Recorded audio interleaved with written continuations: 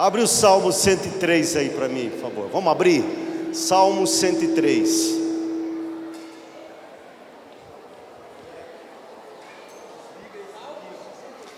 Salmos 103. 103. Vamos lá, gente. Vocês que estão aí atrás, com muito carinho, muito amor.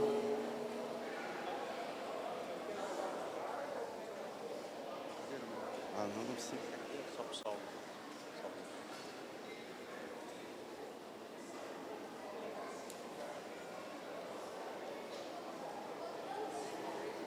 Posso ler? É porque ainda tem um zum ainda. Posso ler? O Davi falou que eu posso ler.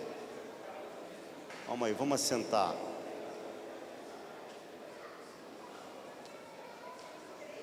Amados, nosso desejo é que hoje, é Salmo 103, versículo 1.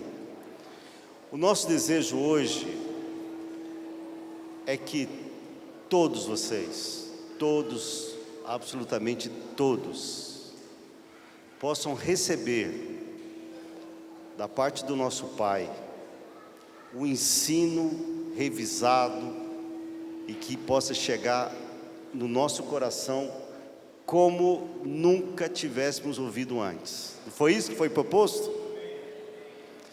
Olha o que está escrito no Salmo 103, versículo 1.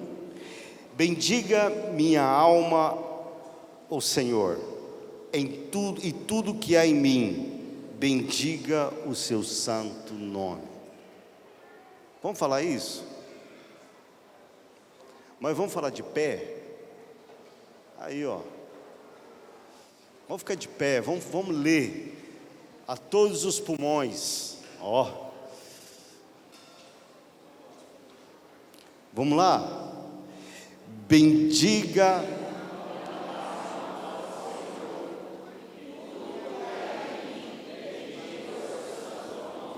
bendizemos o teu nome, Jesus.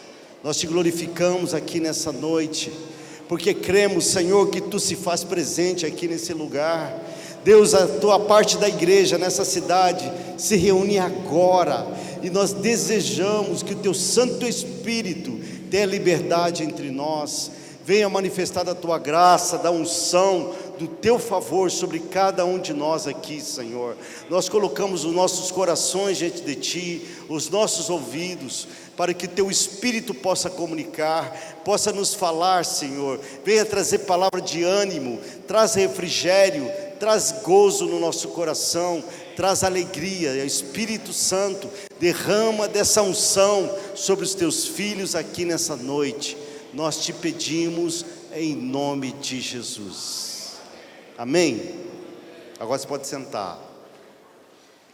Amados, nós vamos precisar que vocês tenham agora toda a atenção. Amém? Carlos vai continuar ministrando para nós. E nós abrimos mão até de cantar alguma coisa agora, nesse momento, porque o nosso desejo é que haja um momento realmente de ministração, de ensino a todos nós. Amém? Vamos lá, meu compadre. Estou feliz que eu vou usar essa maquininha aqui hoje. Vamos ver se eu vou me dar bem com ela, hein? Vamos orar, gente. Se eu não me der bem com isso aqui, eu renuncio, tá? Nunca usei ele. Vamos pedir ao Senhor que continue nos falando. É importante quando o Espírito Santo fala, não é? A palavra de Deus, ela tem efeito quando o Espírito Santo, ele, vamos dizer, unge nosso coração para ouvir, unge a boca daquele que está falando, amém? Vamos pedir ao Senhor isso. Senhor, nós te pedimos que o Espírito do Senhor venha nos visitar com a tua graça nesta noite, venha ministrar aos nossos corações aquilo que o Senhor pretende, aquilo que está na mente do Senhor. Senhor, ontem eu sei que o Espírito do Senhor falou, moveu, relembrou, e pedimos ao Senhor que o Senhor continue nessa noite, prossiga, Senhor, para que a igreja do Senhor, aqui em Cascavel e região, tenha os seus corações, passe o seu coração em revista diante do Evangelho, do Evangelho do Reino. Então nós nos rendemos a Ti para isso e pedimos que o Espírito do Senhor venha improvisar nessa noite, em nome de Jesus, amém. Amém, irmãos. A razão porque aquele microfone de ontem estava melhor ou não? Eu estou errado? A bateria pifou. Vamos lá. Estão me ouvindo direitinho? Estão? Aqui na frente, lá atrás. Então vamos lá. Porque suprimimos o louvor é por conta do nosso tempo aqui hoje, que é um pouco mais curto, né? E esse conteúdo às vezes é um pouco longo. Vamos relembrar rapidamente o que falamos ontem. Eu disse aos irmãos que a mensagem do Novo Testamento, a mensagem de Jesus, ela foi basicamente sobre o reino de Deus. Jesus não falou necessariamente sobre a igreja. A igreja, existem duas referências no Novo Testamento, nos evangelhos, que é o evangelho de Mateus capítulo 16 e outro em capítulo 18, que a gente encontra a palavra igreja. Jesus, ele falou muito sobre o reino de Deus. Tudo o que ele falava era assim. As parábolas que ele deu foram para falar sobre o reino de Deus. Todas aquelas parábolas, ele fala, o reino de Deus é semelhante a tal, o reino de Deus é semelhante a tal, e tudo para ilustrar e fazer-nos, a nós compreender o seu reino, o seu governo. A palavra igreja é eclésia, que é literalmente tirados para fora. Então, basicamente, o que aconteceu em Atos capítulo 2? O Espírito Santo desceu e 3.000 foram batizados, e naquele dia, vamos dizer, inaugurou-se a igreja. A palavra igreja é tirados para fora, ou seja, ele nos transportou do império das trevas, nos tirou do império das trevas e nos transportou para o reino do Filho do seu amor, ou seja, pessoas que foram tiradas de lá, e foram tirados para fora. Tinha 3.000 que foram tirados para fora naquele dia. Em vez, nós podíamos falar, esses aí são os tirados para fora, certo?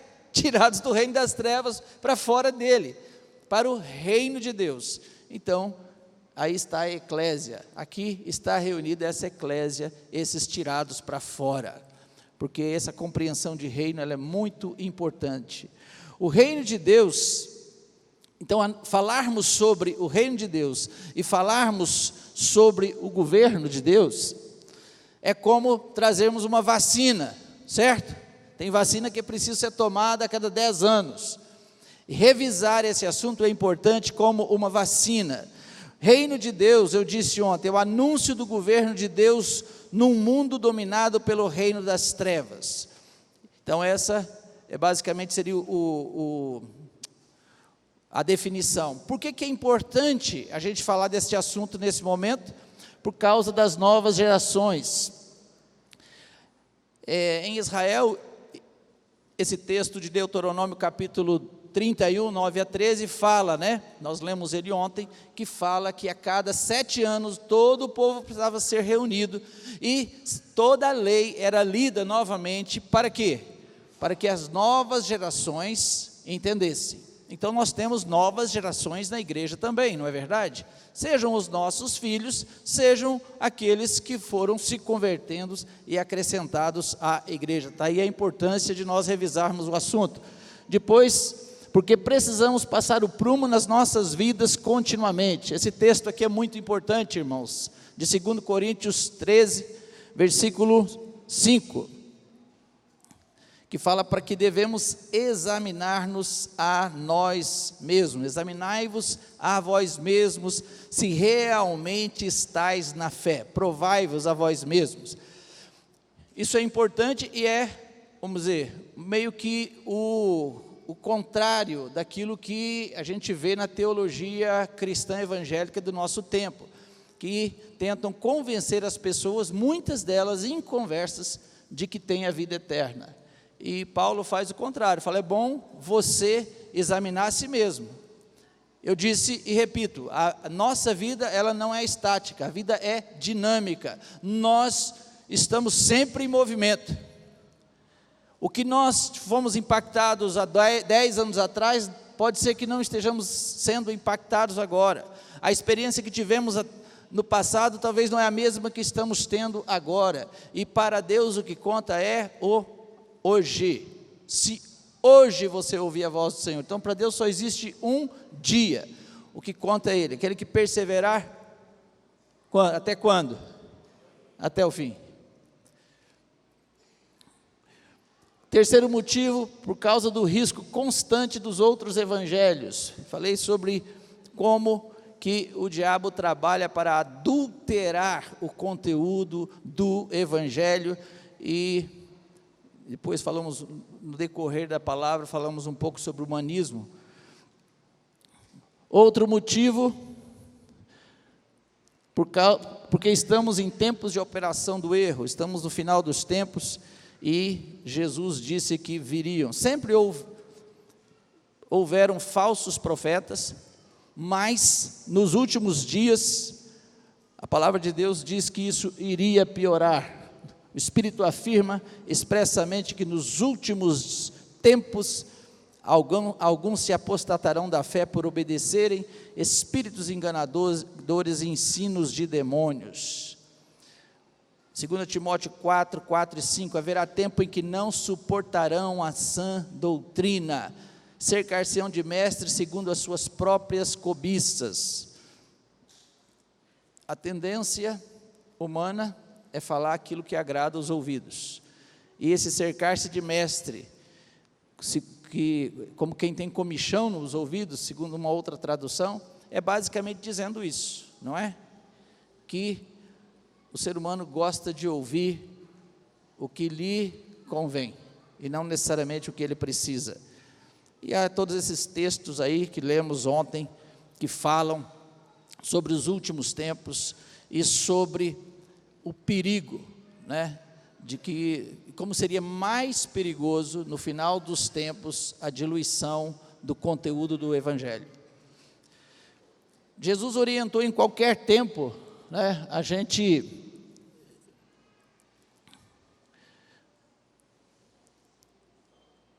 Aí, está vendo? Não estou me dando muito bem aqui, mas estou indo. Está indo bem. Se vocês me incentivarem, eu fico. Tá bom com o negocinho aqui? Vocês estão gostando? Então tá, então vamos. Os falsos profetas, Jesus em qualquer tempo orientou como conhecer os falsos profetas, e eles seriam conhecidos pelos seus frutos. Falei sobre o perigo dos pregadores virtuais, e isso não é um detalhe hoje em dia, você concorda comigo? Você percebe que havia uma admoestação muito forte dos apóstolos, naquela época, para conter, no meio da igreja, falsos ensinos, ou falsos evangelhos, podemos dizer assim também. O livro lá, acho que é a carta de 2ª ou de 3ª João, fala para você que você não poderia, que os irmãos não poderiam, não deveriam receber em suas casas quem trouxesse outra doutrina, lembra? É interessante isso, por quê?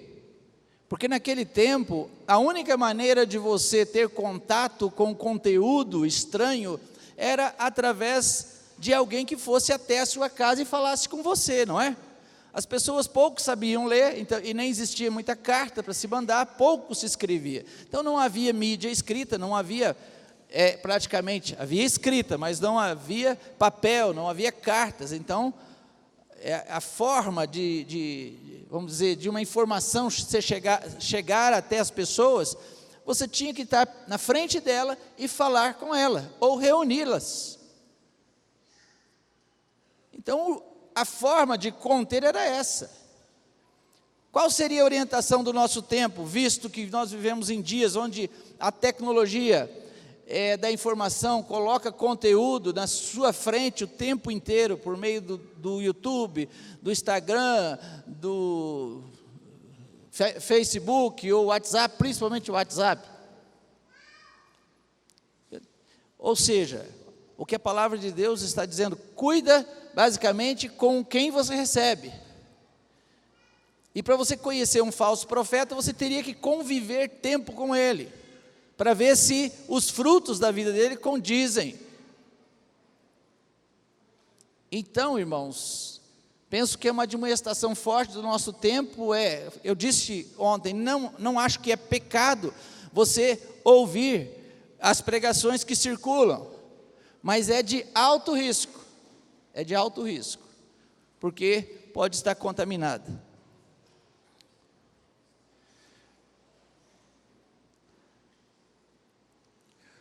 Um sinal do evangelho correto é o fruto que ele produz, pessoas transformadas, homens e mulheres cheios do Espírito Santo, submissos, consagrados ao Senhor, generosos, humildes, santos. Produz famílias em harmonia, em paz, em amor e sujeição, em respeito.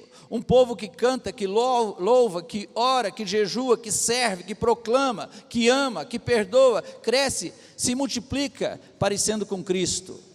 Então, isso o verdadeiro evangelho produz. E por isso estávamos então fazendo um contraste entre o falso evangelho e o evangelho do reino. Falamos ontem que o falso evangelho tem a pregação de todas as promessas e bênçãos de Deus sem as demandas, as exigências e condições.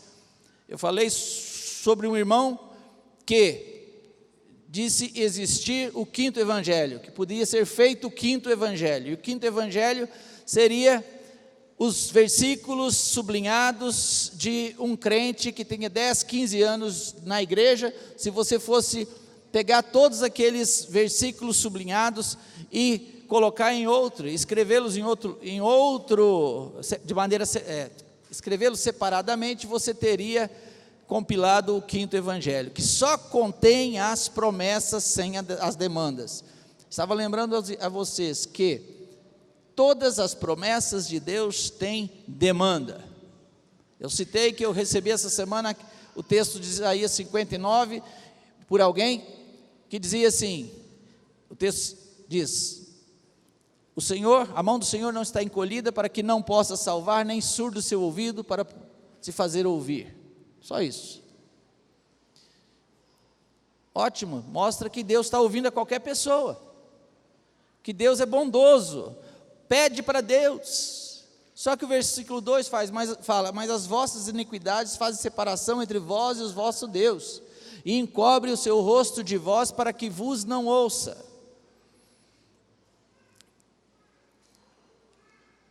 E no evangelho do reino existem promessas com as devidas condições.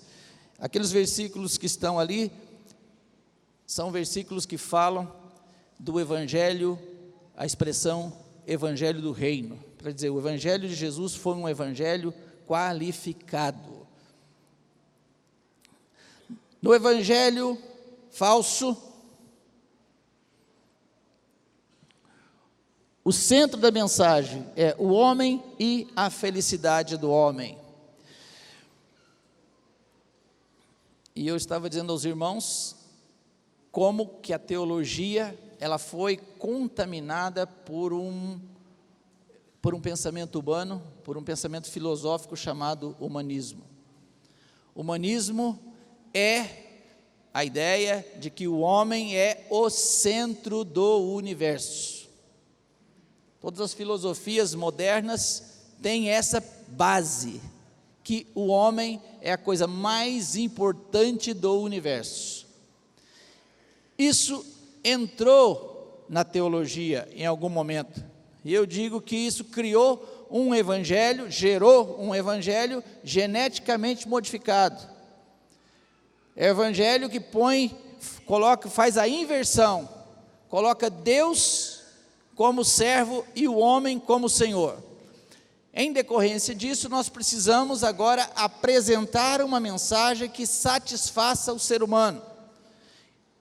E o que satisfaz o ser humano é a felicidade dele. Então nós precisaremos dar um jeito, na hora de pregar o evangelho, de arrumar as coisas na vida da pessoa para que ela fique bem, para que ela fique confortável, para que ela não seja, não saia do seu conforto, para que ela não seja incomodada. Então, se ela está em uma situação comprometida, complicada, conjugal, de um segundo ou terceiro casamento, não vamos mexer, porque aquela situação, eles estão felizes como estão. O evangelho de Jesus, a sua vontade, sua autoridade, o seu reino, consistem no centro da mensagem. O homem deve buscar a Deus e a sua vontade, e a felicidade é um subproduto. E isso influencia em tudo. Todas as mensagens de autoajuda, misturada com versículos bíblicos que a gente recebe na internet, elas têm um fundamento humanista.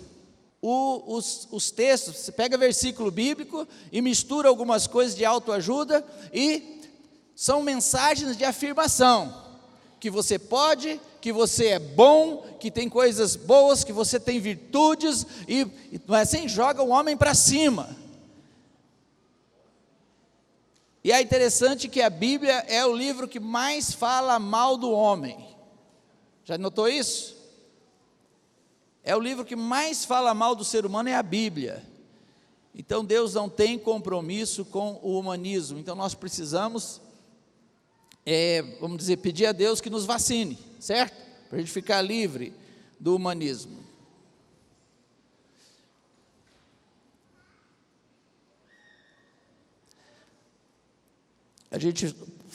Eu citei, li um texto do Tozer ontem, não vamos ler hoje porque é um pouco longo, mas basicamente uma citação que confirma este fato, de que Tozer, eu falei com vocês, foi um homem de Deus que viveu no século passado, e que foi um profeta, e que falou coisas na década de 1940, 1950, que ele descreveu essa geração que nós vivemos hoje.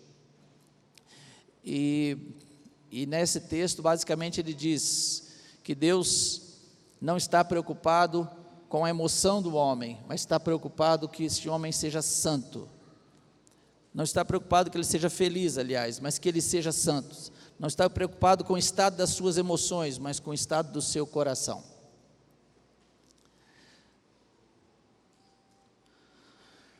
No falso evangelho, a atitude com Deus, Jesus não é o Senhor, é um servo. Falamos já basicamente, o que afirmamos anteriormente.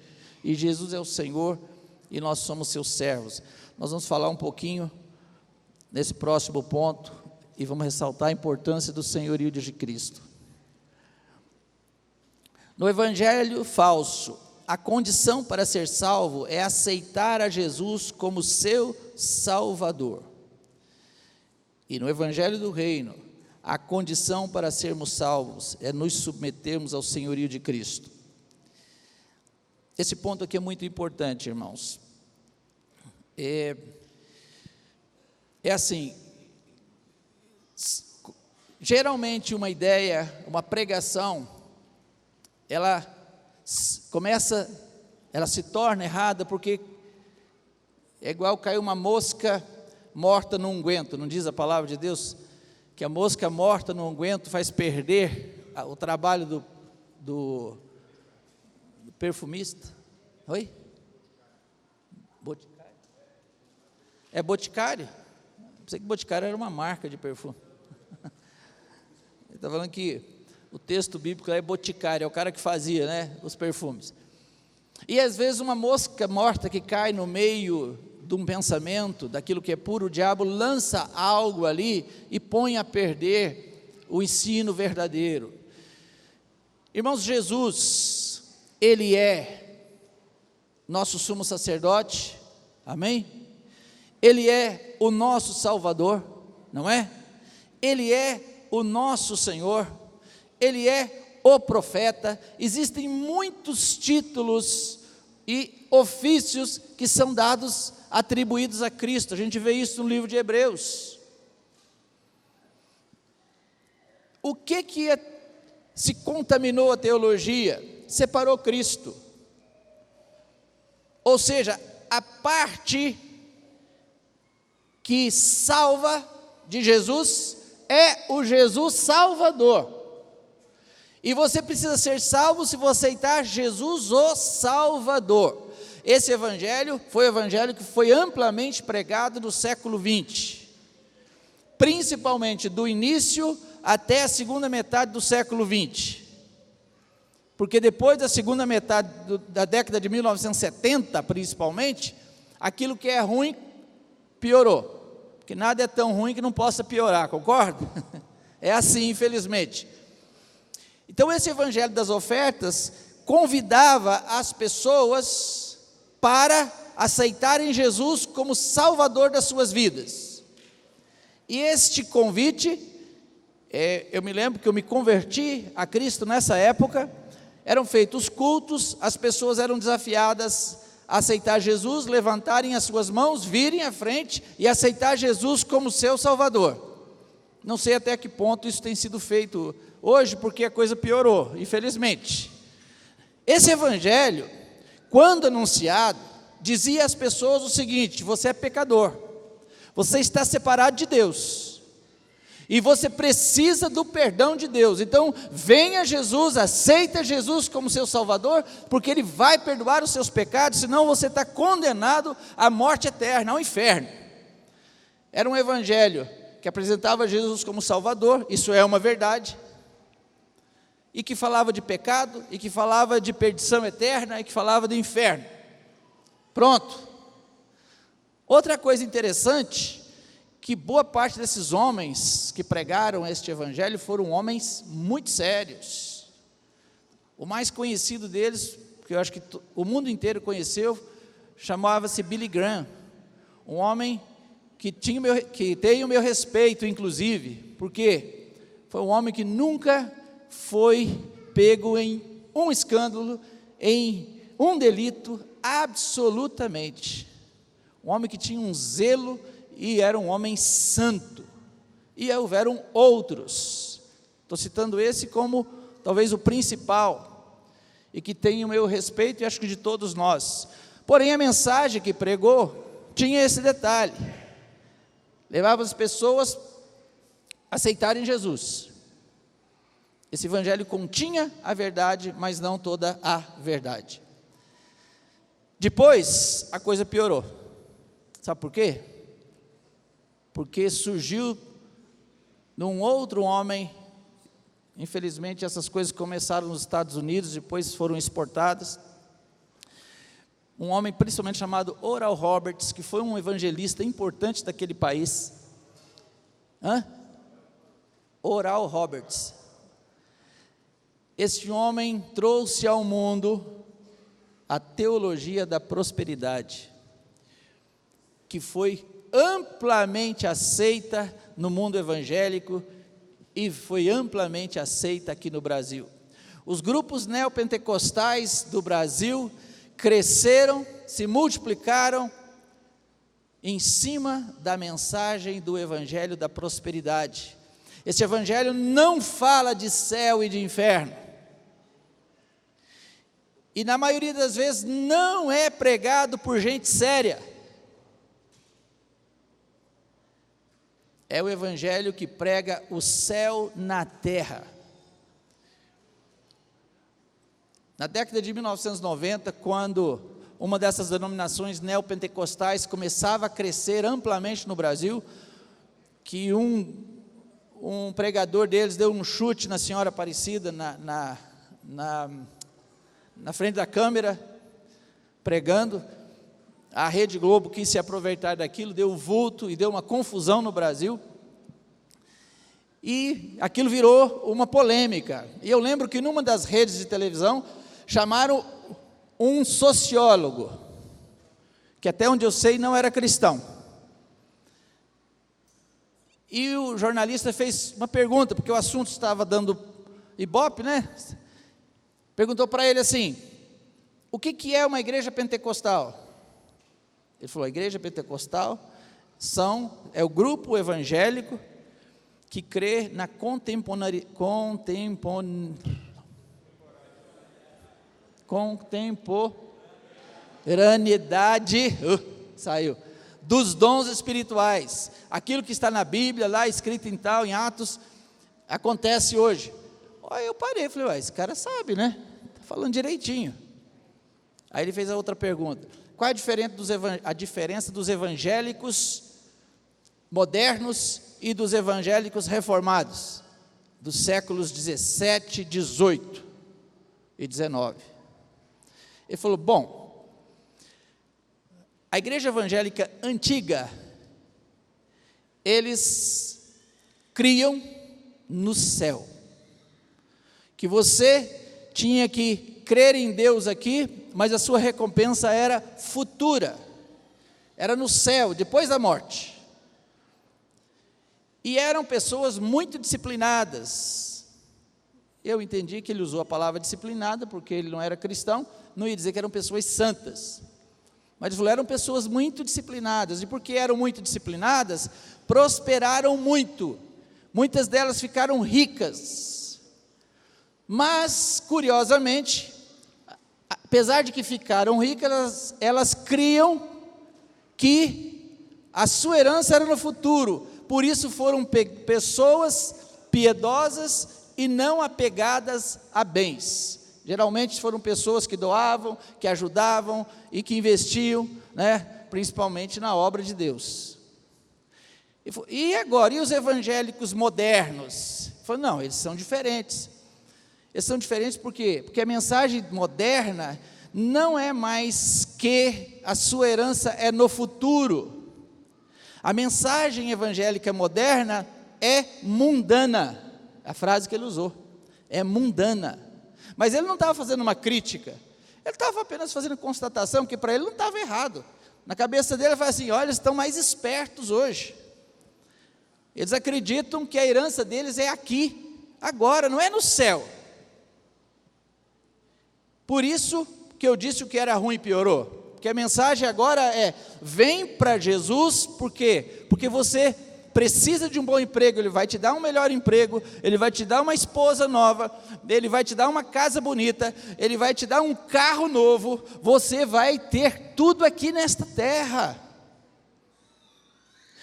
Enfim, irmãos, o evangelho ruim e da prosperidade, ele é um evangelho que fez que desse um impulso no crescimento chamado neopentecostal no Brasil, estou falando de Brasil, e que tem hoje uma multidão de pessoas gospels, não é? Multidão de gente gospel, que nunca se converteu, mas que usa frases de efeito, frases de autoajuda, e que, muito pior, a gente sente até saudade do evangelho das ofertas, aquele primeiro evangelho já contaminado. Nós precisamos nos purificar e crer num evangelho que a condição para sermos salvos é submeter ao senhorio de Cristo. A palavra de Deus, irmãos, diz em Hebreus 5:9: e tendo sido aperfeiçoado, tornou-se o autor da salvação eterna para quem? Para todos os que lhe obedecem. A salvação eterna era para aqueles que lhe obedecem. Mateus 7, 21 a 23. Nem todo que me diz Senhor, Senhor entrará no reino dos céus, mas aquele que faz a vontade do meu Pai que está nos céus. Muitos naquele dia hão de dizer-me: Senhor, Senhor, porventura não temos nós profetizado em teu nome, e em teu nome não expelimos demônios, e em teu nome não fizemos muitos milagres? Então lhes direi explicitamente: nunca vos conheci, apartai-vos de mim os que praticais a iniquidade. O evangelho das ofertas, o falso evangelho, não suporta o que Jesus disse aqui, irmãos. Não suporta.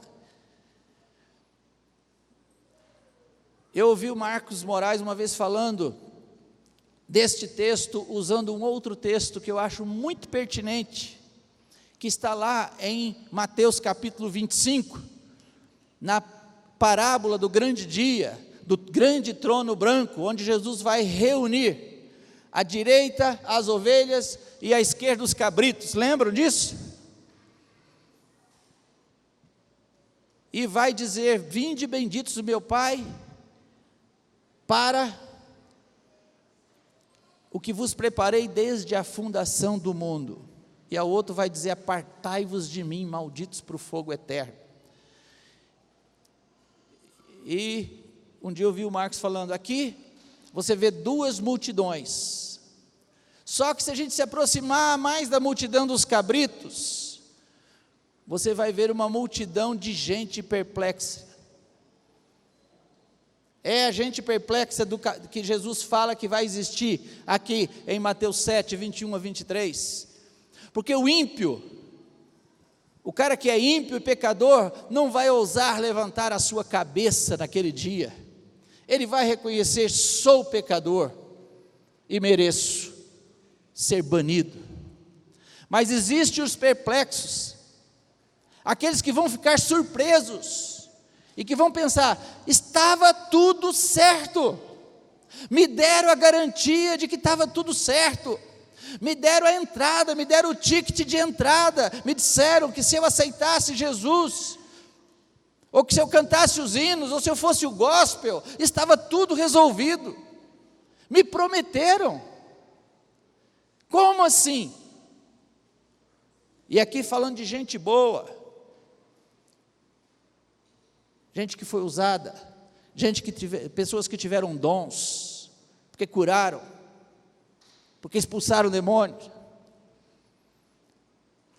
Eu não tenho toda a explicação para esse texto, mas me faz temer muito. Me faz temer muito, por quê? Porque Jesus falou: aquele que faz a vontade do meu Pai. Nunca vos conheci. Senhor, como assim não me conheceu? Senhor, eu sou o José da Silva, Senhor.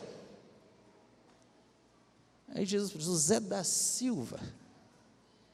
Rapaz, olha, tem mais ou menos aqui uns 538.401 José da Silva que eu conheço, mas não estou lembrando de você.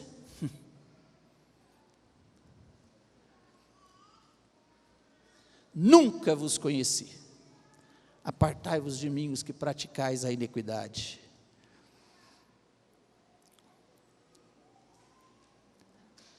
A teologia separou Jesus em ofícios. Tem o Jesus Salvador, para ser salvo você precisa dele. Tem o sumo sacerdote, tem o Senhor.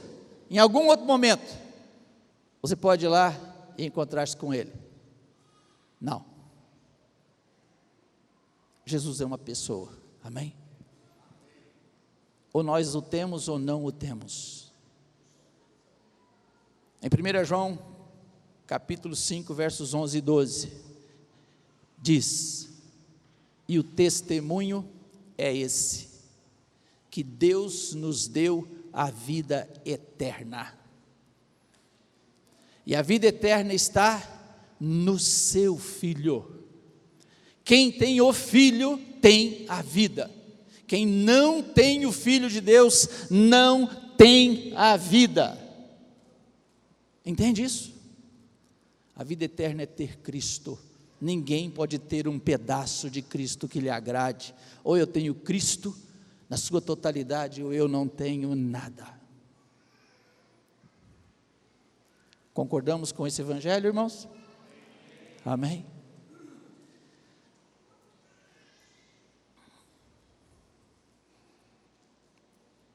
É importante pensarmos, então, que a condição para podermos ser salvos é ser acompanhada de que eu tenho Cristo na sua totalidade, que inclui Cristo o Senhor.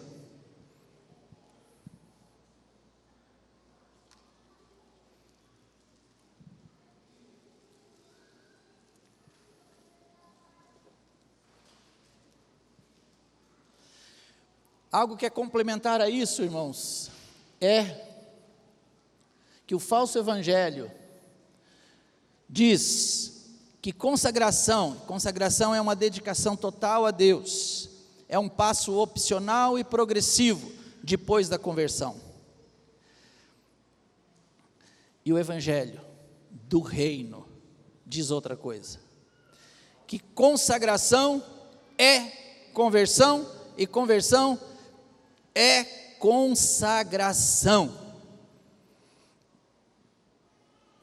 Eu me lembro um dia que eu estava na Jocum, naquela época, Júlia, eu fui para Diamantina 2 vezes, fui no ano de 1981, depois no início, e depois fui de novo no mesmo ano, e nós estávamos no culto de um domingo à noite, e nesse culto de domingo à noite, o pastor falou que alguém escolhesse um hino, e um irmão escolheu um hino do Inário, que é muito conhecido, talvez hoje em dia nem tanto, né? Porque o que se canta mudou bastante, mas era um hino que a letra diz: tudo a Cristo a ti entrego, de corpo e alma eis-me aqui, este mundo mal eu renego, ó Jesus, me aceita a mim, tudo entregarei, sim por ti, Jesus bendito, tudo deixarei. Um cântico, um hino de consagração total, e cada estrofe é mais comprometedora que a outra, na medida que a gente vai cantando. O pastor abriu o inário, viu que era esse hino, e falou assim para a congregação: esse hino nós não vamos cantar. Eu fiquei surpreso, como assim? Um hino bonito, né? Falou: nós não vamos cantar aqui, porque ninguém aqui entregou tudo a Cristo. Não, senhor, vamos cantar outro. Aí escolheram outro hino, não me lembro se foi chuva de bênçãos, alguma coisa assim, né? Chuva de bênçãos teremos, essa é a promessa de Deus. Lembra desse? Eu lembro também. Tá. Eu fui embora, pensei, esse pastor corajoso, achei autêntico. Os anos se passaram, e eu me lembrei, quando eu estava entendendo o evangelho, da forma que estou falando aqui, eu me lembrei disso. Eu pensei, podíamos cantar chuva de bênçãos, mas não podíamos cantar tudo entregarei. Por quê? Aí eu cheguei à conclusão, aí eu entendi por quê. Porque na cabeça daquele pastor, ninguém ali tinha entregado tudo a Cristo, nem tinham muita intenção de fazê-lo, porém estavam todos salvos. Estão salvos, vamos cantar chuva de bênçãos. Irmãos, isso é mentira.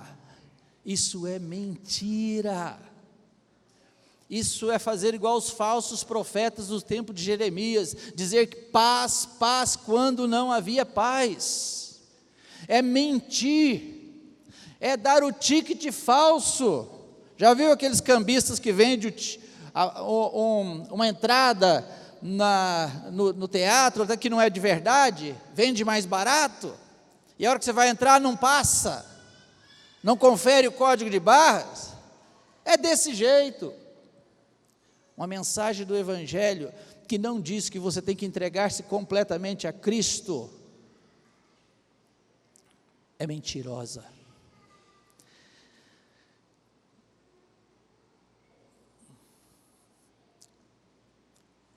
Em Lucas 9, 57 a 52, não precisamos ler esse texto que é um pouco mais longo, mas é aquele texto, você vai lembrar, que Jesus diz para chega para Jesus e fala: mestre, seguir-te-ei para onde o Senhor quiser. Ele diz: as ovelhas têm os seus covis, as aves têm os ninhos, mas o Filho do Homem não tem travesseiro, onde reclinar a cabeça. Senhor, eu vou te seguir, mas deixe-me primeiro sepultar o meu pai. O que Jesus disse? Deixa os mortos sepultar os seus mortos. A outra diz: vem e segue-me. E deu uma outra desculpa: vou despedir-me primeiro dos de casa. E Jesus diz: todo que tendo posto a mão no arado, vira o rosto para trás, não é apto para o reino de Deus. Você percebe que Jesus foi radical demais nesses diálogos? Que de mal tinha ir lá e despedir dos de casa? Sabe o que tinha de mal? Era a maneira que se pronunciaram a Cristo. Qualquer que chegar para Jesus e falar: Senhor, eu vou primeiro fazer isso, está desqualificado. Não é apto.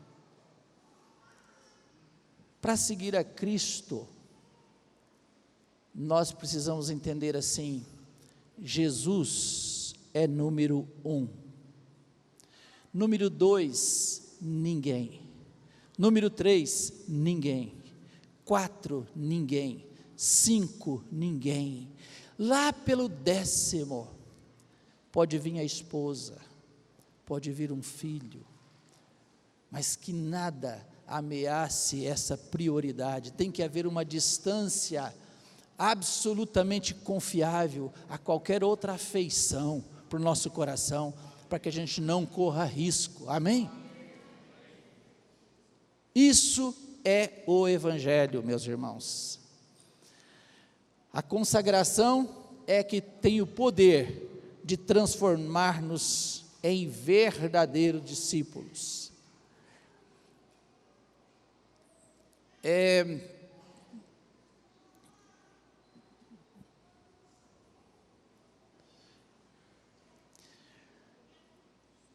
Uma reflexão aqui, porque eu lutei para falar tudo isso que eu estou falando com vocês lá no passado. Hoje eu falo com muita convicção, mas houve um momento que eu tive muita dificuldade, porque eu estava contaminado com o evangelho das ofertas. Eu estava contaminado com a ideia, por exemplo, com a dúvida de que falar isso era como que estivesse pregando salvação pelas obras. Ou seja, me soava como uma heresia, como uma afronta quase ao sacrifício de Cristo. Então, falar que a salvação está relacionada a uma consagração completa, e que consagração é conversão e vice-versa, é salvação pelas obras. Salvação pelas obras é pensar que a minha justiça pode compensar os meus pecados. Mas a consagração verdadeira, é a verdadeira conversão aos pés daquele que morreu pelos meus pecados. É a rendição plena da vontade, do nosso querer ao senhorio de Cristo. É quando eu digo: eu estou longe do Senhor, porque eu estou mandando na minha vida, porque eu governo a minha própria vida. E converter-se é dizer: renuncio, paro de fazer algo pelo qual eu não fui criado para fazer.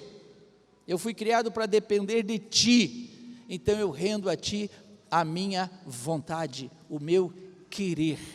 A partir de hoje eu quero o que o Senhor quiser e não mais o que eu quero. Você tem dúvida disso?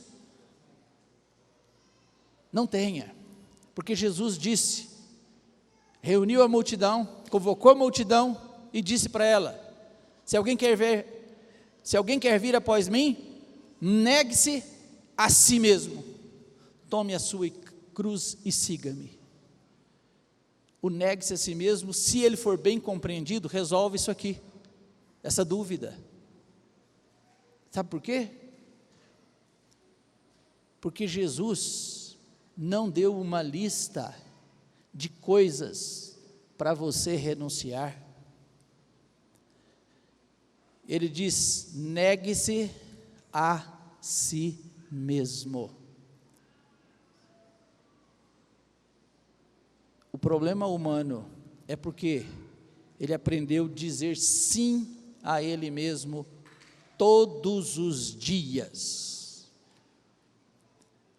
Se ele acorda com emoções religiosas e se lembra de quando ele ia no culto ou na missa lá na infância e der alguma saudade de algum hino, ele vai na missa ou ele vai no culto e vai se emocionar, vai achar fantástico. E quem olhar para ele no culto vai ficar feliz, fala: nossa, o Joaquim que está aqui hoje, ele está amando a Deus, olha ali como ele está chorando enquanto canta. E naquele dia o Joaquim abraça a esposa, beija a esposa, trata bem o filho, leva para comer fora. No dia seguinte, levanta, animado, o cachorrinho vem perto dele, ele faz um cafuné no cachorro, beija as crianças, leva um cafezinho na cama para a esposa e vai para o trabalho. Encontra um mendigo na rua, e o mendigo está ali passando fome, dormiu lá na rua. Ele vê que o cara está com fome, ele corre na padaria, compra pão, café com leite e entrega para o mendigo. O cara fica feliz e ele mais feliz ainda, e entra para trabalhar.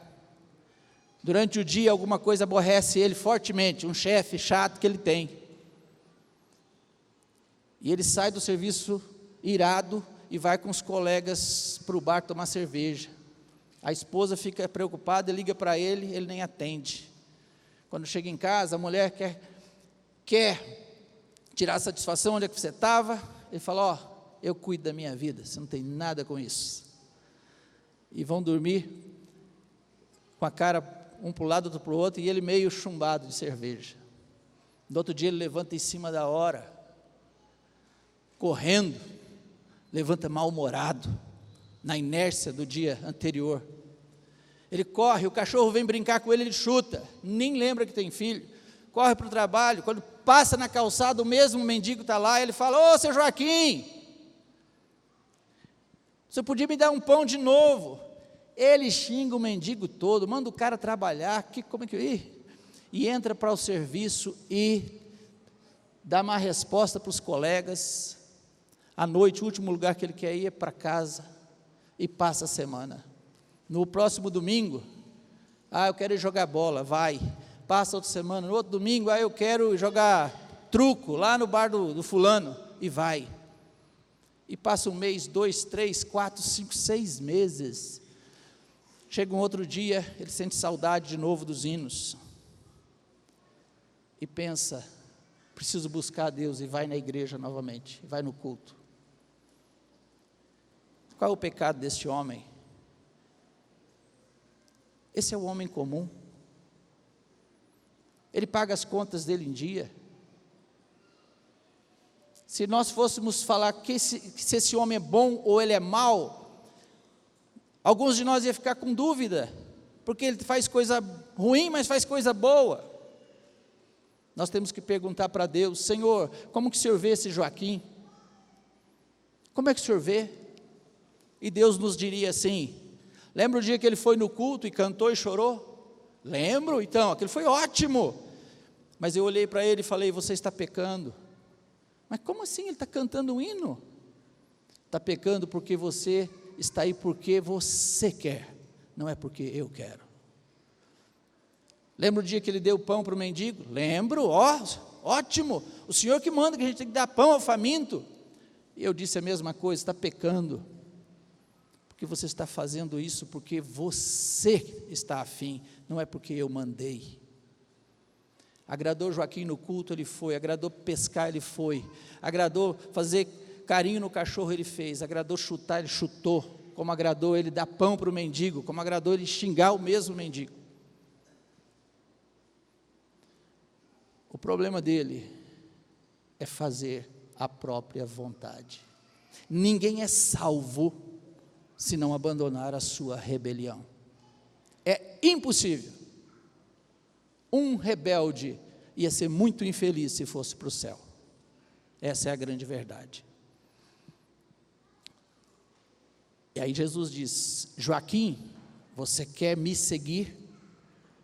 O Joaquim diz: quero. O que eu tenho que fazer? Você tem que negar a você mesmo.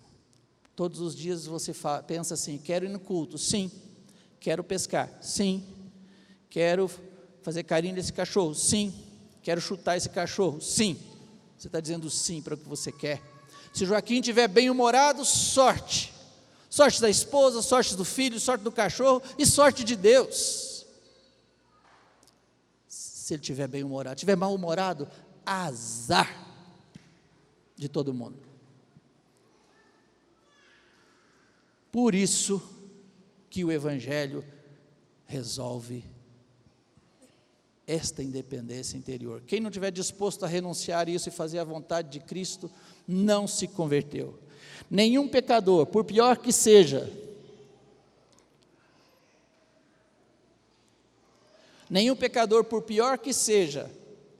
ele acorda de manhã pensando assim: hoje eu quero pecar,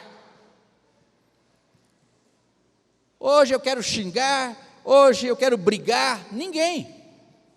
Mas o ser humano acorda: o que eu estou afim de fazer hoje? Entendeu?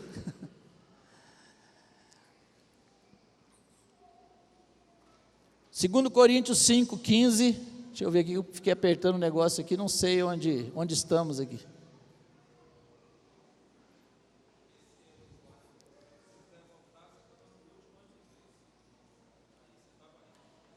Ah não, já estava aqui, ó. Conversão gera.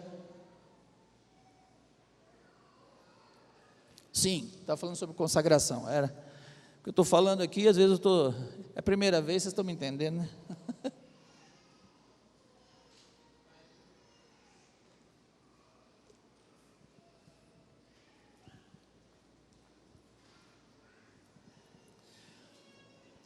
Dois textos importantes que acho que não estão ali, Rick. 2 Coríntios 5,15. E ele morreu por todos, para os que vivem não vivam mais para si mesmos, mas para aquele que por eles morreu e ressuscitou. 2 Coríntios 5,15.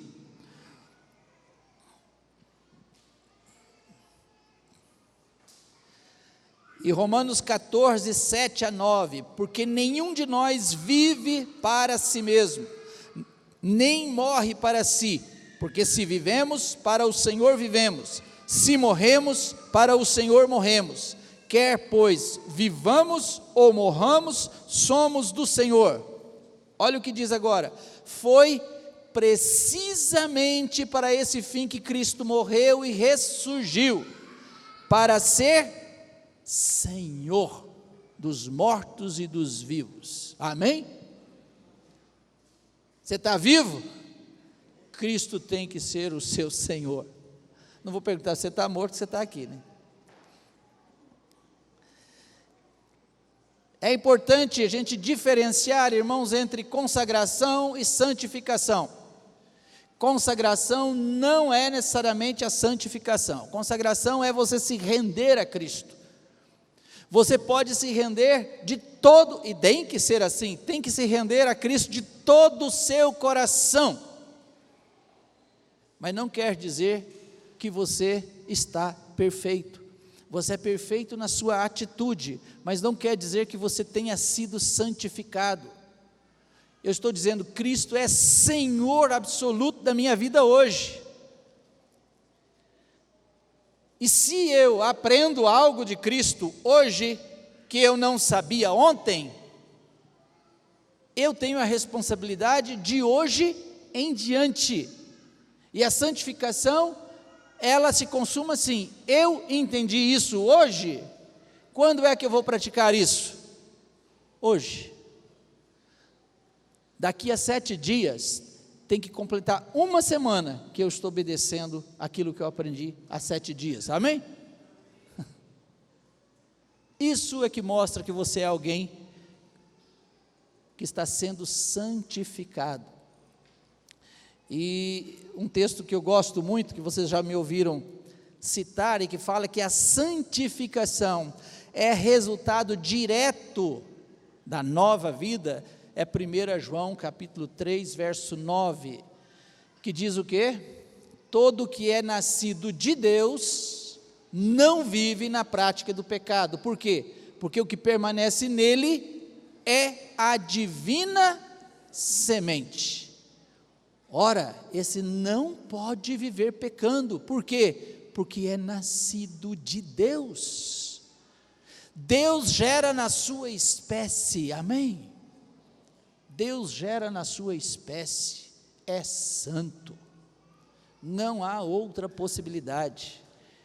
Então, essa ideia do falso evangelho, de que Jesus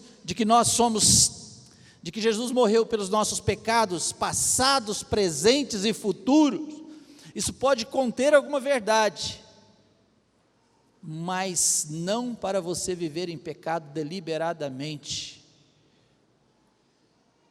não para você ser uma pessoa licenciosa, a outra palavra sumiu aqui, né? Leviana, não para você ser leviano quando você vai lidar com as tentações. Deus santifica quem quer ser santo, e quem nasceu de Deus deseja ser santo, amém? Deus gera na sua espécie.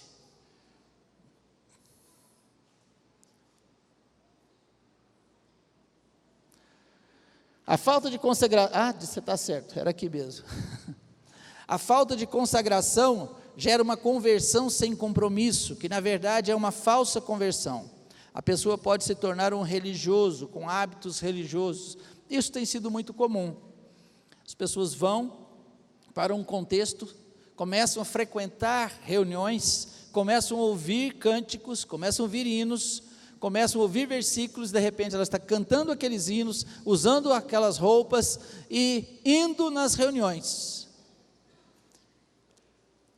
Mas é um urubu lavado, que mudou de roupa.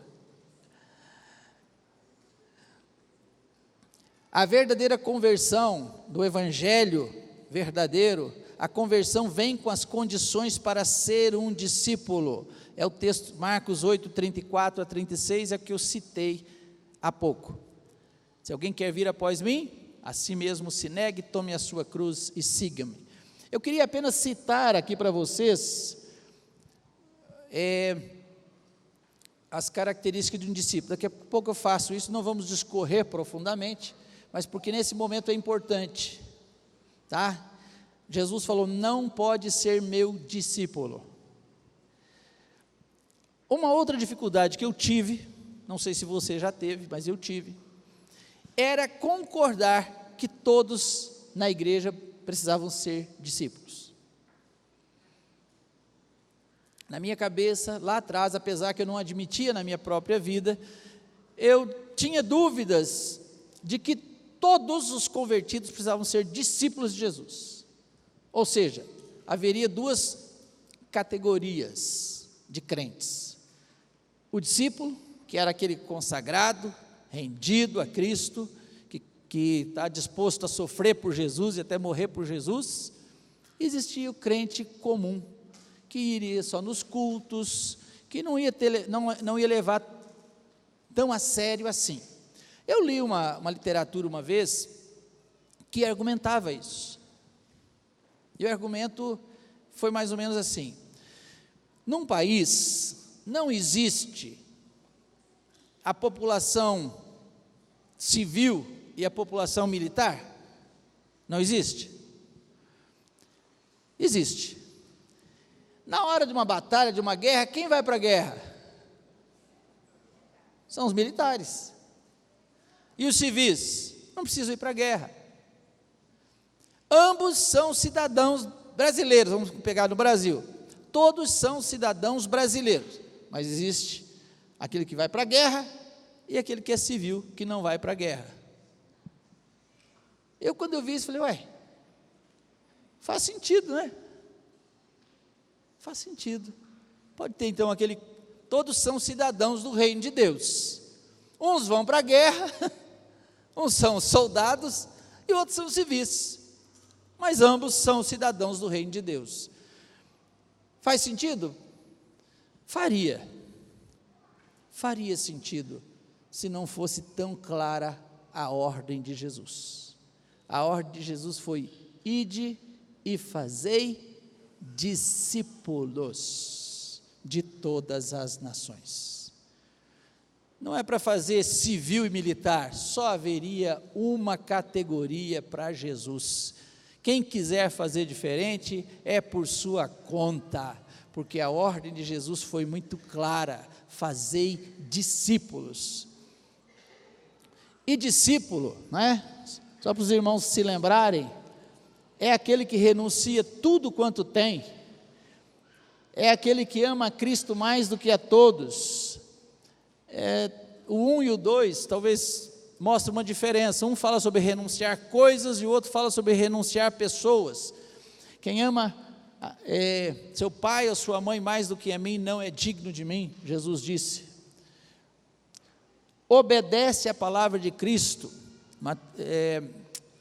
João 8,31, disse Jesus aos judeus que haviam crido nele: se permanecerdes na minha palavra, sois verdadeiramente meus discípulos. Discípulo obedece prontamente a palavra de Cristo.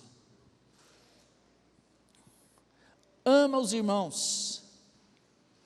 Nisto conhecerão todos que sois meus discípulos, se tiverdes amor uns aos outros. Nisto conhecerão todos que sois meus discípulos, se tiverdes amor uns pelos outros. Concordamos com isso? Então, Jesus disse: discípulo ama os seus irmãos, e discípulo frutifica. João 15:8. Nisto é glorificado meu Pai, em que deis muito fruto, e assim vos tornareis meus discípulos. Irmãos, somente o evangelho do reino é que pode fazer isso aqui, que pode gerar pessoas com essas características. Somente este evangelho. Senão nós vamos ter pessoas assim, misturada, né?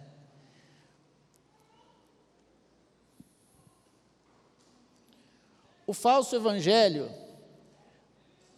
o reino de Deus é no futuro. Quando fala de reino de Deus, pensa lá na frente, um dia Jesus vai voltar, vai reinar, enfim, a igreja vai subir, aí vamos ver o reino de Deus. O reino é lá no céu. No evangelho do reino, o reino de Deus, ele é presente. Quando a mensagem de Jesus diz: arrependei-vos porque está próximo o reino dos céus, ele estava dizendo: chegou nesta terra. Ele ensinou os discípulos a orar assim: venha o teu reino e faça-se a tua vontade na terra. Lembra? Então, o reino de Deus, o evangelho do reino, traz consigo esta informação, esta verdade. Teu reino venha e a tua vontade vai ser feita nesta terra. Então, para quem se rende ao reino, ao evangelho verdadeiro, o reino de Deus é o governo de Cristo agora. É o governo de Jesus Cristo agora, nesse momento.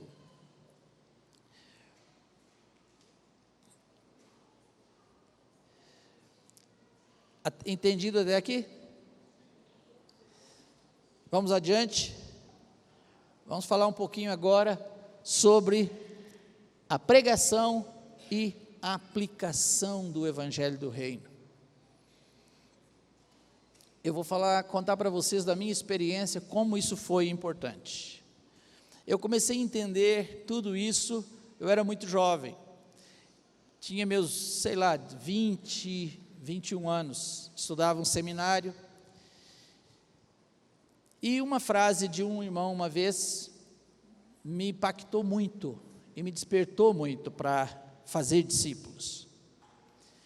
Foi um missionário que escreveu para muitas missões importantes daquela época, e ele chamava a atenção dos missionários que estavam espalhados pelo mundo, como eles estavam avaliando o crescimento do reino de Deus.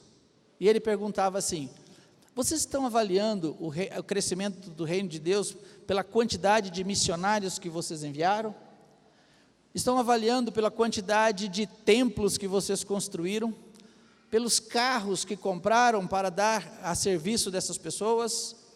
Pelas bases que fundaram?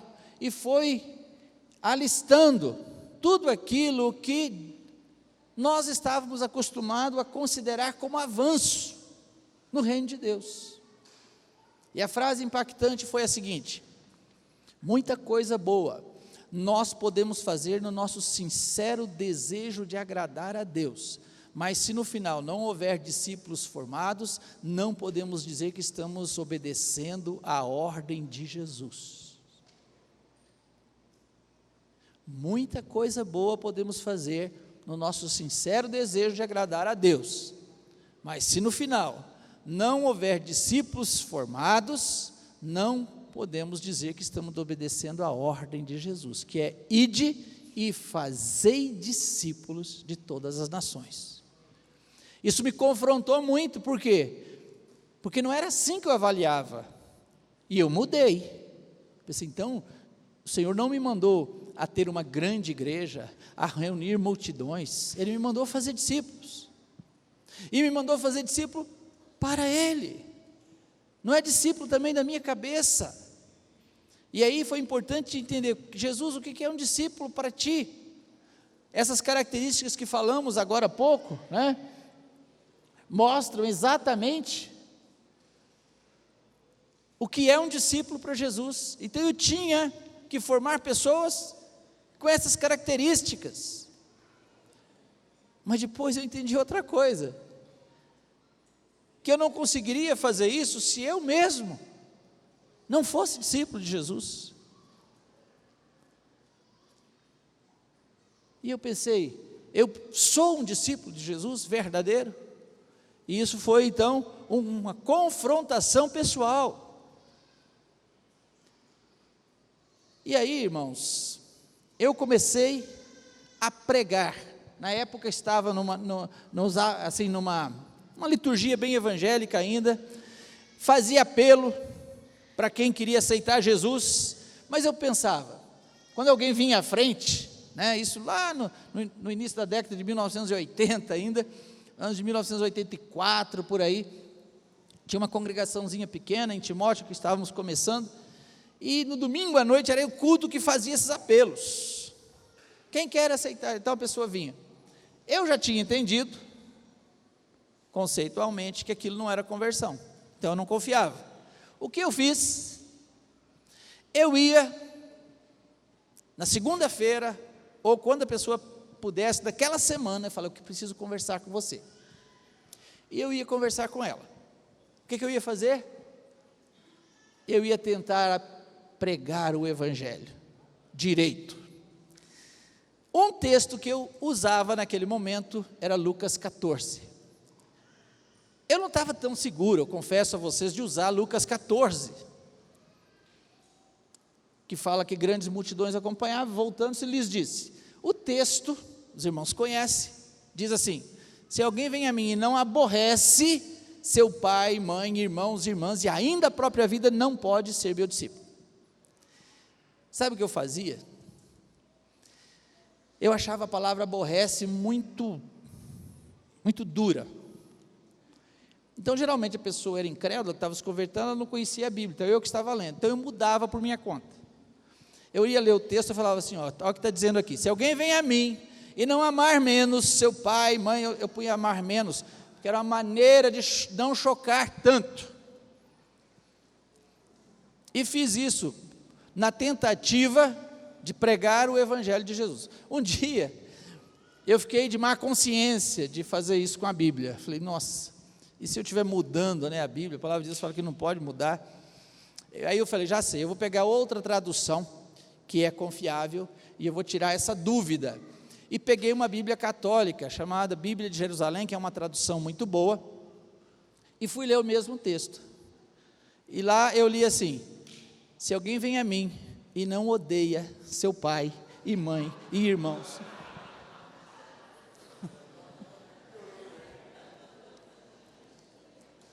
eu vi a força do que Jesus queria dizer, o nível de rompimento que você precisava ter com tudo e com todos para poder segui-lo. A partir dali eu usei aborrece. É o que estava na tradução. Eu não tive a coragem de usar aquela outra tradução, usei esta, mas eu entendi um pouco mais da seriedade do Evangelho de Jesus. E foi isso, irmãos, isso foi anos de 1985, 6, até no início dos anos 90, a congregação lá em Timóteo tinha uns 90, 100 irmãos. E teve um ano que cresceu muito, que foi quando eu chamei um irmão para participar comigo do ministério, anos de 91 para 92. Nós terminamos o ano com quase 350 irmãos. E isso virou uma cultura no meio da igreja, que aquelas coisas que eu falava, no dia seguinte que a pessoa levantava a mão, eu escrevi, e aquilo passou a se chamar de o aconselhamento, que era exatamente assim: a pessoa já levantou a mão, levantou, mas ela já recebeu o aconselhamento, que era aquilo ali. Então, os irmãos tinham aquilo ali, iam lá para conversar, geralmente era eu mesmo, quando eu não podia, outros irmãos já mais maduros faziam isso. Ou seja, eu comecei a ter o zelo de pregar este Evangelho. Quando chegou o ano de 1993, início do ano, a congregação já tinha crescido, nós tínhamos uma congregação que já era de expressão na cidade, fazíamos cultos e um louvor muito gostoso, os irmãos adoravam, choravam, mas por alguma razão eu ficava triste. Eu olhava para os irmãos e pensava, tem alguma coisa errada aqui. Sabe aquele relógio do Paraguai? Eu sentia isso. Isso aqui tem alguma coisa artificial. Tipo, eu via uma irmã adorando de joelho, chorando. Eu pensava, ela chora aqui no culto, mas essa mulher não quer submeter o marido dela de jeito nenhum. Eu vi o outro irmão ali cantando, também adorando. Aquele camarada é apegado às coisas dele, ele é avarento. E eu sabia, se eu chegasse e falasse isso, e ficasse firme, essa pessoa ia embora. E eu não sabia como resolver isso. Foi aí que eu aprendi. Quem me ensinou isso foi Marcos Moraes, querido irmão lá de Salvador, que me ajudou muito. aprendi que eu precisava me sujeitar, e me sujeitei a esses irmãos, e eu ouvi o Marcos falando isso, a diferença entre a pregação e a aplicação do Evangelho do Reino. Se nós pregarmos e não aplicarmos, é possível pregar este Evangelho sem que tenha pleno resultado. Só funciona se for devidamente aplicado. Sabia disso?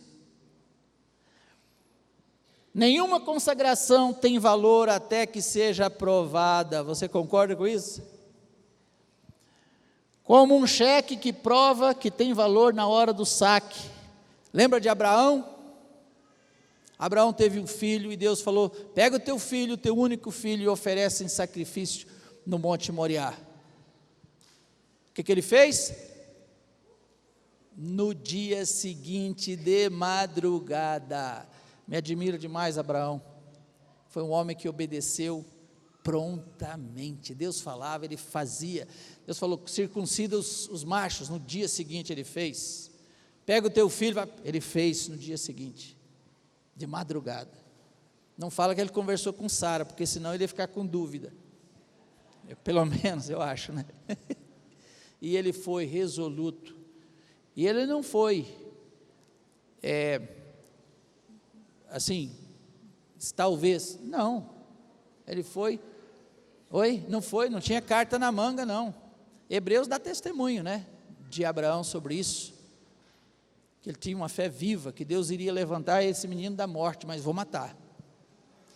E quando ele foi enfiar o cutelo, a faca no filho, o anjo bradou e falou: não atentes contra a vida do menino. Por quê? Porque agora eu sei que temes a Deus. Agora eu sei. Ou seja, a consagração tem valor na hora do vamos ver, amém? A hora do vamos ver, para que a gente não tenha rendições virtuais, rendições simbólicas, românticas. É na hora da prova que provamos que esse cheque não é um cheque sem fundo. E o texto que mais me ajudou a entender isso foi Lucas 14 e Lucas 18. Lucas 14, você conhece, é quando... Você está cansado, não está, irmão? Levanta só um pouquinho, eu tenho consciência, levanta um pouquinho aí. Como eu falei ontem, eu tenho consciência, acho que a gente não precisa esgotar tudo hoje, e muito menos a sua paciência.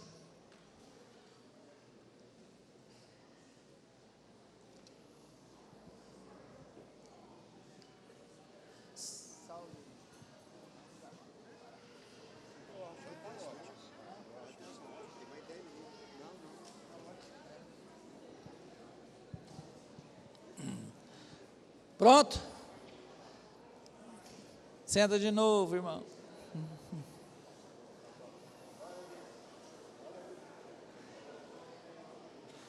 Pronto, agora senta de novo, vamos até as 9 pelo menos. Meus companheiros me deixaram ir até as 9.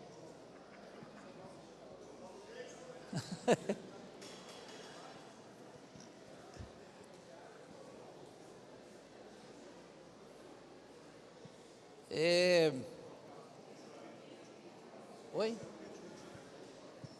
Não, penúltimo slide. Esse é o penúltimo slide. Vai na fé, vai tranquilo. Vamos lá. A diferença entre Lucas 14 e Lucas 18. Eu disse, foi o que mais me ajudou a entender isso aqui. Em Lucas 14, está escrito, 25 em diante, lembra? Grandes multidões o acompanhavam, e ele voltando-se, lhes disse: se alguém vem a mim, e não aborrece seu pai, e mãe, irmãos e irmãs, e ainda a própria vida, não não pode ser meu discípulo. E qualquer que não tomar a sua cruz e vier após mim, não pode ser meu discípulo. Jesus conta ali 2 exemplos. Qual é o homem que foi construir uma torre e não se assenta primeiro, não é? Para calcular se tem recurso suficiente para concluir. E depois fala de um rei que tem apenas 10.000 soldados, que vai lutar contra o outro que tem 20.000. Essas ilustrações, não é? Elas são importantes porque na torre, para concluir essa torre, vai custar tudo, e você, na ilustração de um exército com metade dos soldados, Jesus está querendo dizer, vocês vão ser sempre a minoria, não vai ser fácil. Aí, eu ensino calcula o preço. Eu escrevi na minha Bíblia, nessa época, numa Bíblia que eu tinha escrevido naquela margenzinha, o seguinte: a salvação é de graça, mas seguir Jesus tem um preço. Amém? Isso é verdade. E nós não fomos chamados para ser salvos, mas para seguir a Cristo. Jesus está pregando em Lucas 14. Aí em Lucas 18, nós temos um outro episódio do jovem rico, que todos conhecem também, não é? O que aconteceu? O jovem rico chega para Jesus e pergunta: mestre, o que devo fazer de bom para o quê? Herdar a vida eterna.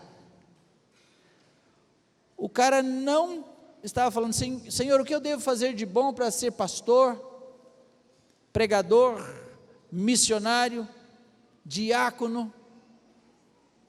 Não, o cara queria ser salvo.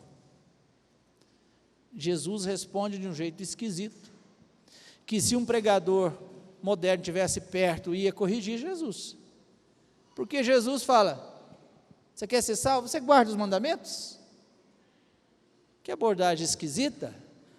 Se um pregador do nosso tempo ouvisse Jesus falar: mas ele não sabe pregar o evangelho, está pregando salvação pelas obras, tinha que chamar Jesus à parte: Senhor, não é assim, não é assim, você tem que chamar ele para aceitar o Senhor, pede ele para levantar a mão, para ele vir aqui, pronto.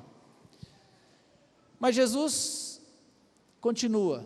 O rapaz pergunta: quais mandamentos? Não matarás, não adulterarás, não dirás falso testemunho, honra teu pai e tua mãe. Tudo isso tenho feito desde a minha tenra idade. Aí Jesus resume os outros mandamentos, né? Os 10 mandamentos são 2 grupos, não sei se você já percebeu, né? Um grupo que fala da relação do homem com Deus, e o outro grupo que fala da relação do homem com o próximo.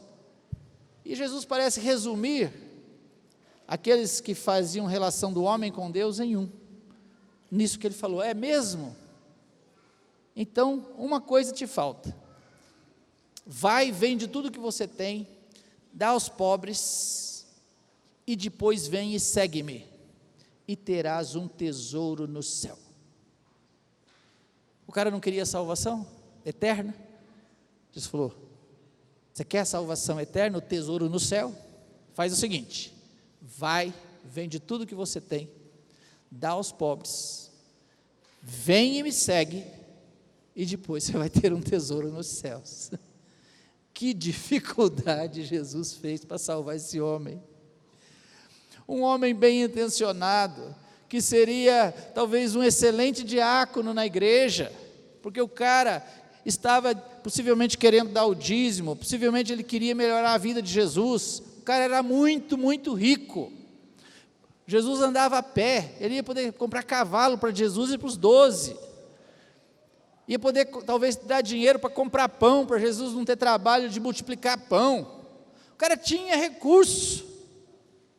Jesus não pediu nem o dízimo: distribui isso, vem sem nada e me segue. e você vai ter um tesouro nos céus. O que o rapaz fez?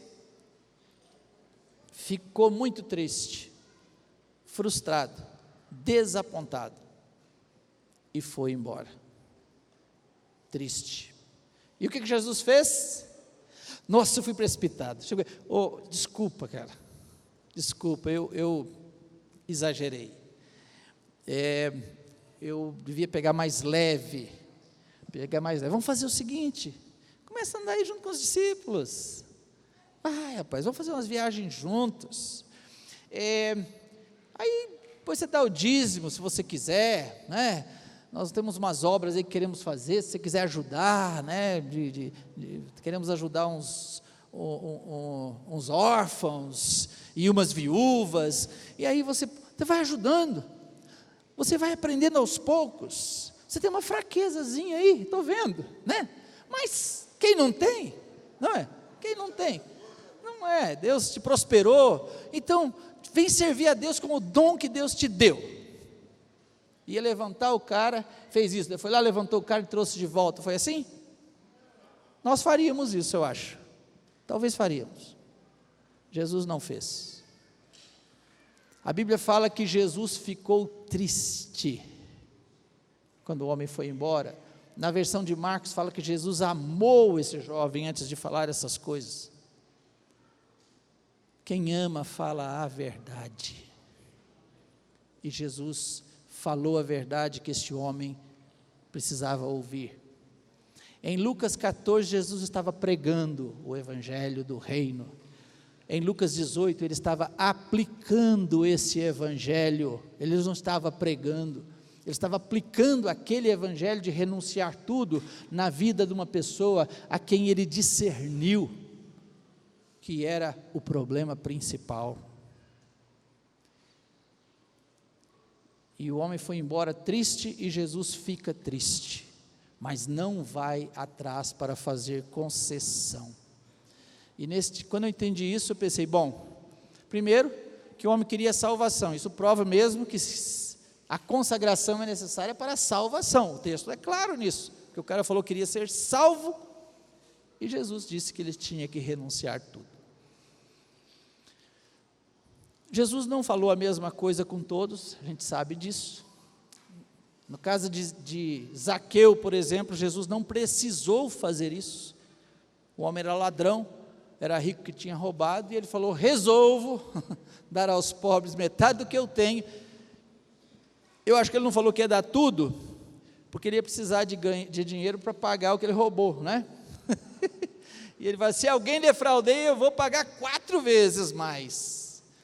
Não precisava pregar sobre isso para Zaqueu, e Jesus disse: a salvação chegou nesta casa, porque a atitude de rendição estava ali plena, completa. E, irmãos, ter entendido isso foi muito importante para mim, porque aí eu comecei a fazer isso, a aplicar o evangelho. Não tive mais medo de que as pessoas fossem embora, como o jovem rico. Eu vi que Jesus não se tornou inimigo do jovem rico. É possível que ele passou ali outras vezes, encontrou-se com esse jovem, abraçou ele, pode ser, eu acho, não é inimigo, mas ficou claro quem é e quem não é, pronto. Eu não preciso ser inimigo daqueles que não querem o reino de Deus, porque não querem renunciar a determinada coisa, que tem que ser renunciada, mas precisa ficar claro, não entrou ainda, pronto. E já deu 9 horas, vou parar aqui, não vou adiante não, irmãos, porque senão os irmãos não conseguem captar. A gente estava na dúvida do que faria amanhã, se teríamos com toda a igreja, ou se teríamos um tempo estaríamos, né, com toda a igreja, ou apenas com os discipuladores, mas entendemos que é importante concluir, e às vezes dar até oportunidade para os irmãos participarem em alguma medida, e por isso vamos ter a reunião de amanhã de manhã, tá? Com toda a igreja. Ok? Vamos parar por aqui hoje? Vamos. Absorveu a parte de hoje? Está recebendo a vacina, meu irmão? Tá? Então deixe-se vacinar, para que o impacto do Evangelho do Reino, que teve no passado, retome na sua vida, na disposição de render-se. Posso. Essas anotações depois eu posso mandar a vocês, mas depois eu vou trabalhar ela um pouquinho mais, porque essas aí foram feitas para mim. Então tem coisa ali que você não vai entender da forma que eu escrevi, então eu teria que mudar um pouquinho para você entender o que eu quero dizer. Oi? Vamos ficar de pé, meus amados. Obrigado por me suportarem, quase 1h30. Mais alguma coisa, Saulinho? Não? Amanhã é 9h da manhã, então aguenta firme, amém? Obrigado, Senhor, pela Tua palavra. Obrigado porque o Senhor continua nos amando como amou aquele jovem rico. Eu quero estar aberto para o Senhor, e eu quero apresentar a igreja do Senhor aqui, para que esteja aberta diante do Senhor. Meu Deus, aplica este Evangelho em nossas vidas, pelo Teu Espírito, desde já, a fim, Deus, de que a igreja do Senhor, aqui reunida, seja uma igreja que crê e vive o Evangelho de Cristo, para mantermos um testemunho coerente com a Tua pessoa, Jesus, e nos sujeitamos a isso. Então vem sobre nós e nos purifica de toda contaminação de falsos evangelhos, em nome de Jesus, amém.